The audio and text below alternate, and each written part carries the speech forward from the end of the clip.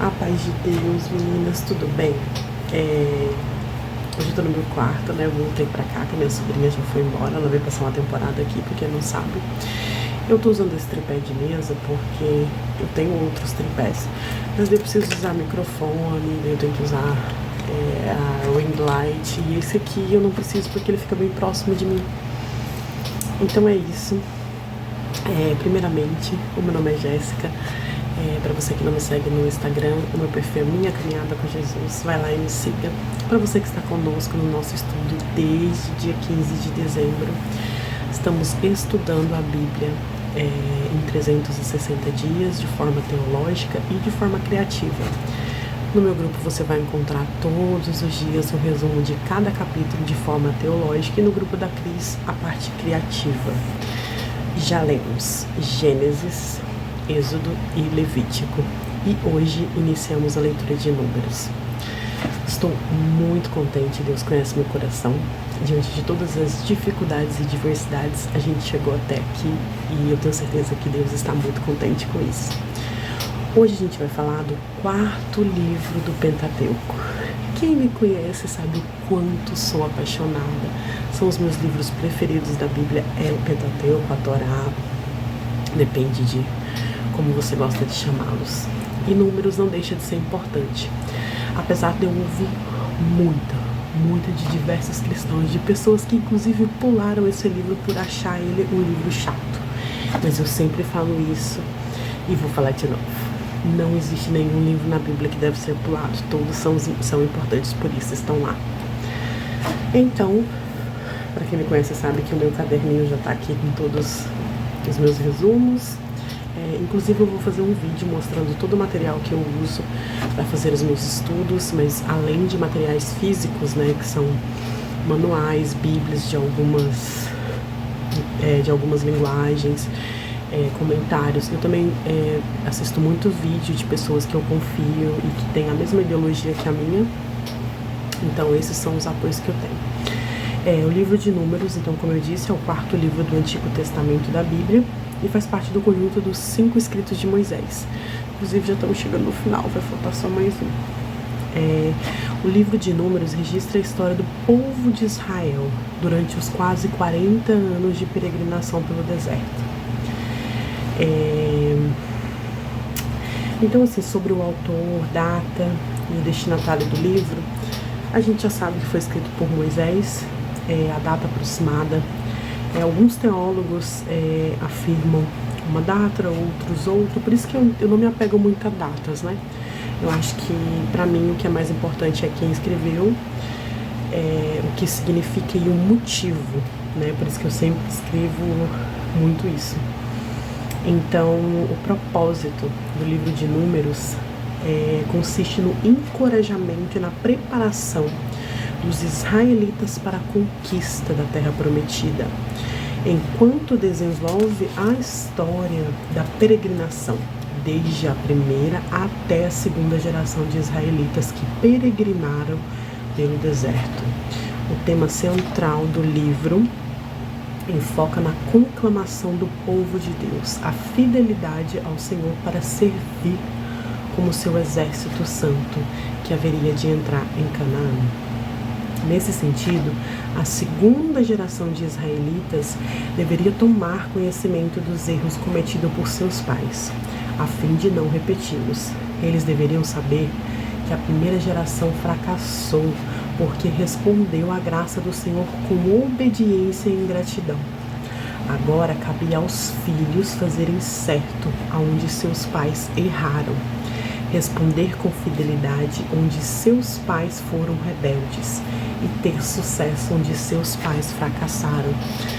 Gente, eu vou terminar, né, de falar sobre os temas e tal, mas sabe por que o livro de Números conversa muito comigo? Principalmente sobre isso, porque desde quando eu era muito pequena, a minha mãe era da Assembleia, meu pai era obreiro, minha mãe é do Ministério de Louvor, então eu sempre tive essa criação, eu cresci, né, dentro da igreja. Claro que eu me desviei por muitos anos, mas eu sempre soube, né, sobre várias questões.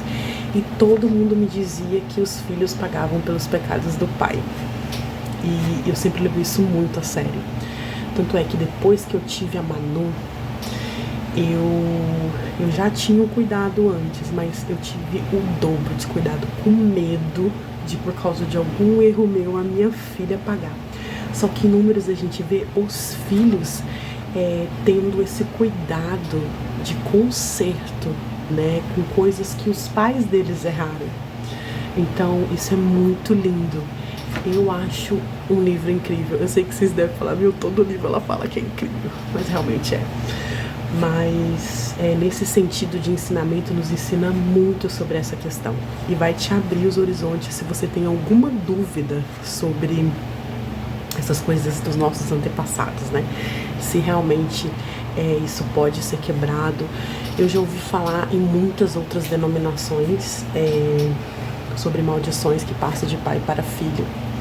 Então, em Números você consegue entender várias questões sobre esse assunto. Então é muito, muito interessante mesmo. Então eu espero que você, assim como eu, seja muito curiosa para poder entender qual que vai ser a logística de todo esse estudo, né? Os temas principais.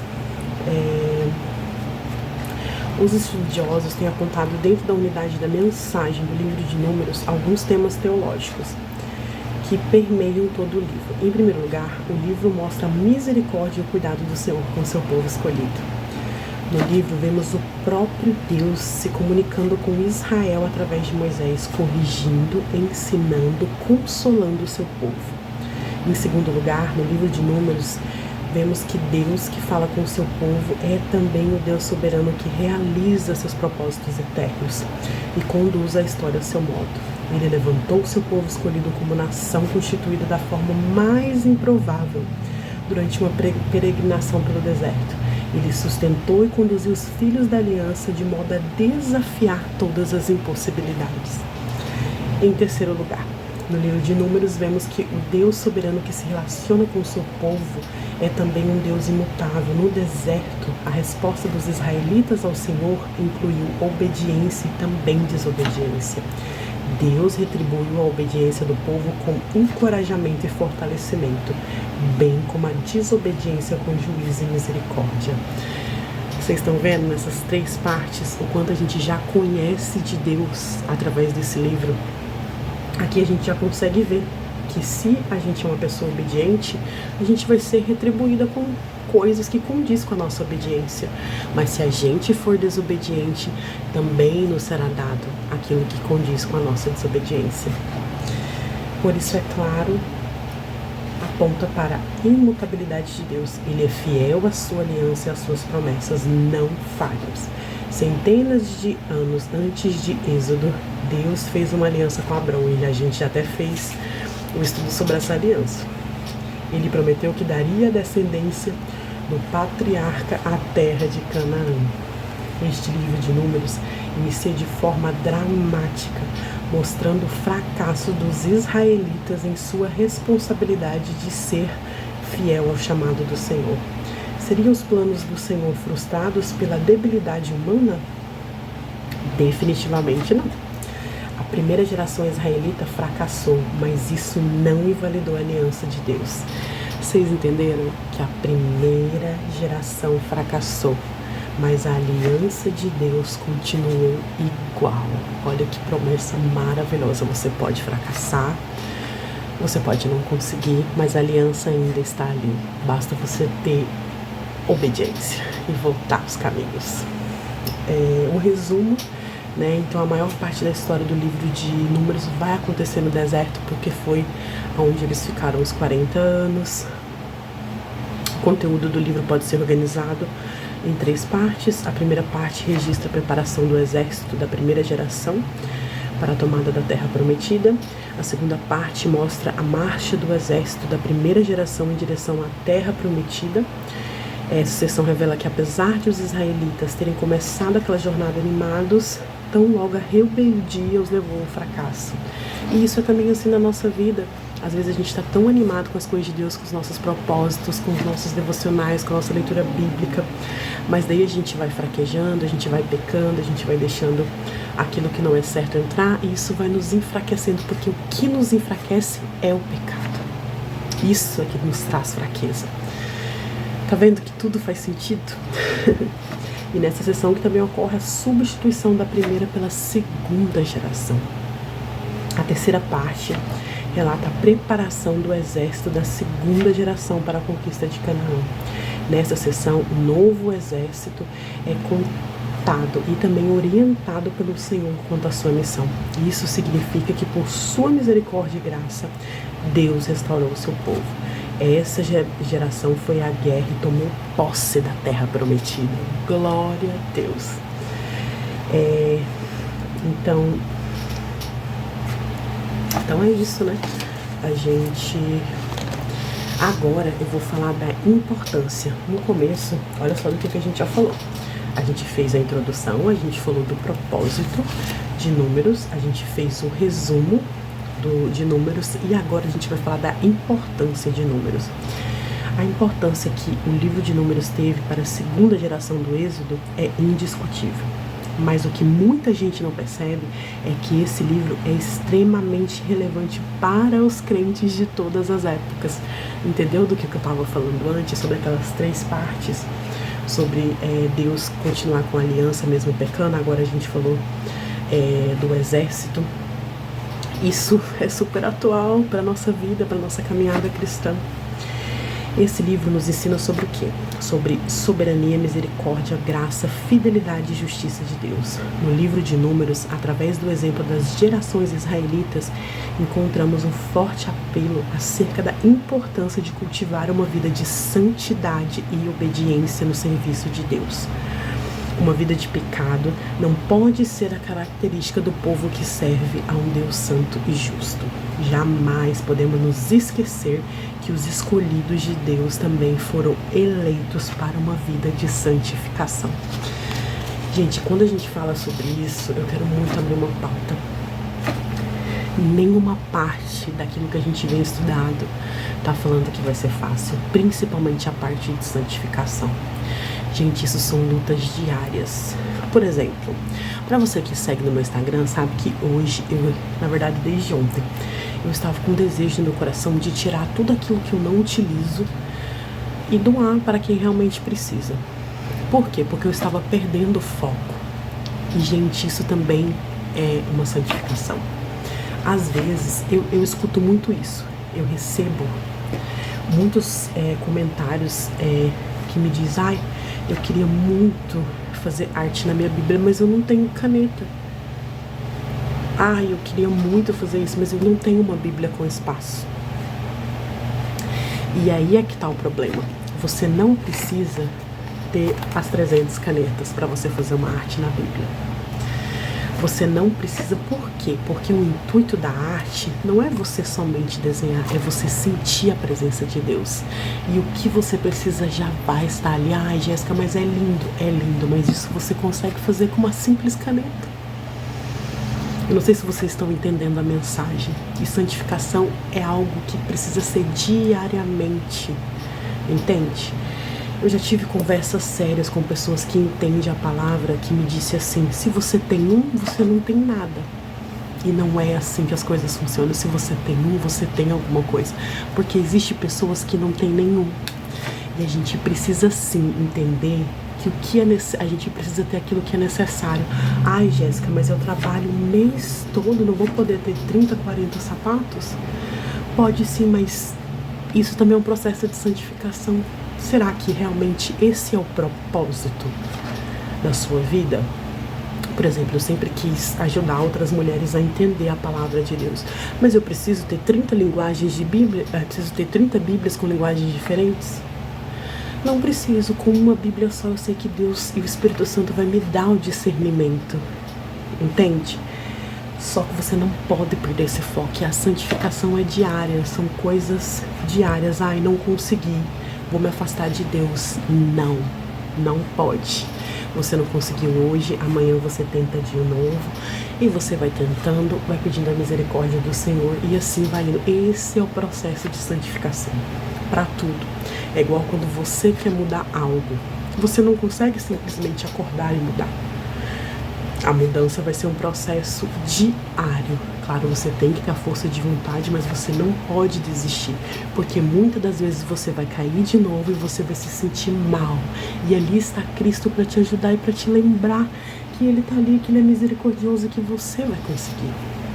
Só que isso, gente, é diariamente. O meu perfil chama Minha Caminhada com Jesus exatamente por causa disso. Porque isso era o que eu queria mostrar para as pessoas. Eu queria mostrar como é a nossa caminhada até Jesus. Que é algo que precisa ser diariamente. Eu sou perfeita? Não. Sabe quantas vezes eu escuto de pessoas que eu amo muito, quando eu erro, ou quando eu faço algo de errado, jogarem na minha cara, falar assim, nossa, mas você lê a Bíblia todo dia. Nossa, mas você entende? O que adianta você ler a Bíblia se você está fazendo isso? A gente escuta isso diariamente. Porque a Bíblia mesmo nos diz que nós, como cidadão do céu, a gente precisa ser exemplo, mas não diz que a gente precisa ser perfeito. Por quê? Porque o nosso processo de santificação é diário. Mas eu não desisto. Muitas das vezes, antes, quando eu não entendia o processo, eu me frustrava. Eu ficava, Senhor, mas eu tô tentando. Parece que ninguém vê, as pessoas só sabem me criticar, eu não posso errar, que tá todo mundo me criticando. E o Senhor sempre me mandava pela palavra.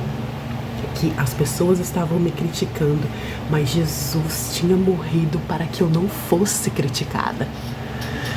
E eu naquele momento o Senhor visitava o meu coração e eu recomeçava. E isso, essa minha caminhada com Jesus é diariamente. Todos os dias eu erro. Eu erro com meu esposo, eu erro com a minha família, eu erro com minha filha, eu erro como mãe, eu erro no meu trabalho, eu erro com as minhas amigas.